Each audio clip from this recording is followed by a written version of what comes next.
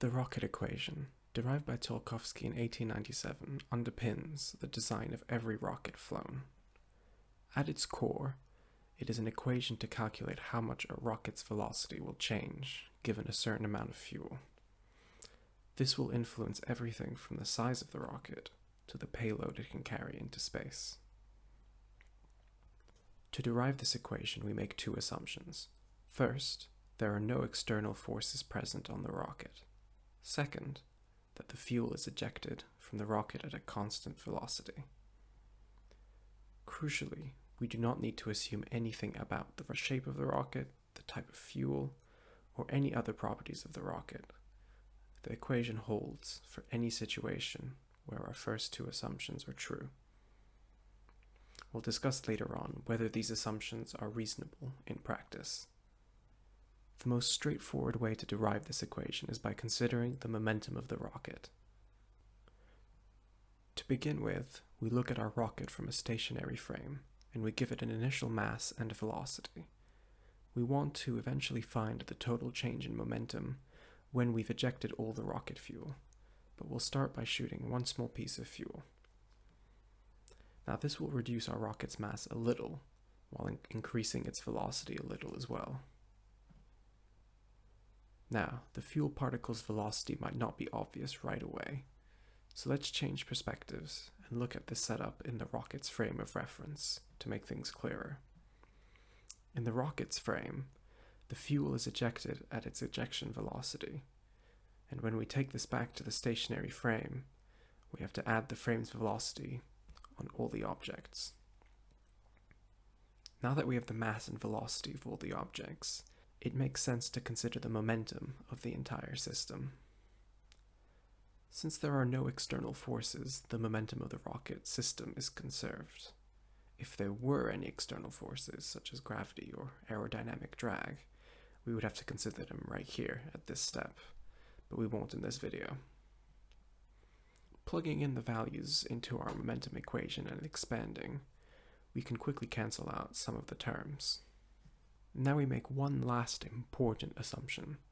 We assume that the ejected fuel particle has a mass very small compared to the total mass of the rocket, and it stands to reason that the change in velocity of the rocket would then also be very small.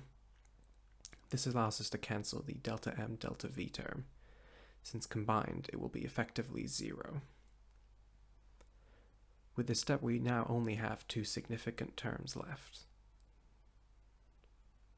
Now, with calculus, we formally take these very small terms and they become infinitesimal. A subtle point here to remember is that the mass of the rocket decreases, so the change in mass is a negative quantity. This is important to remember since we will be integrating from our initial mass to our final mass in the next steps, so we want to make sure that we'll be integrating in the correct direction. So now we integrate. This is where we go from considering the change in momentum from ejecting one particle of fuel to considering the total change of momentum when we burn all the fuel. Also worth mentioning here is that the time it takes to eject all the fuel is irrelevant here. So integrating the dm over m gives us the logarithm, and simplifying a little,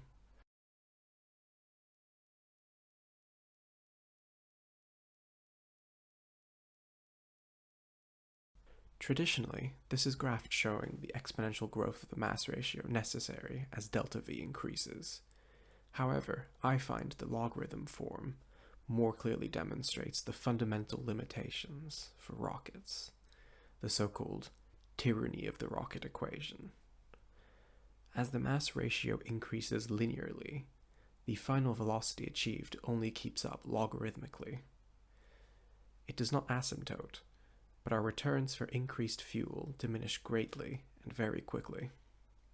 Practically, the mass ratio for a typical rocket is 10:1, and up to around 25:1 for newer rockets, such as the Space Shuttle.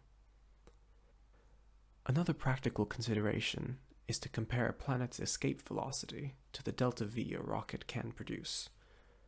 Taking the space shuttle as an example and using its main engine exhaust velocity of about 4,500 meters per second, we find the maximum change in velocity to be around 14,500 meters per second. Now this is an absolute maximum, since we are ignoring gravity and drag. 55 Cancri e is a super-Earth about 41 light-years away from us and 8 times the mass of the Earth. With an escape velocity of about 23,000 meters per second, if we launched a spacecraft similar to the space shuttle from the surface, we would be unable to escape the planet's gravity, and may not even be able to form a low orbit around the planet. That being said, the latest observations of the planet indicate it has a surface of molten lava, so they have bigger problems.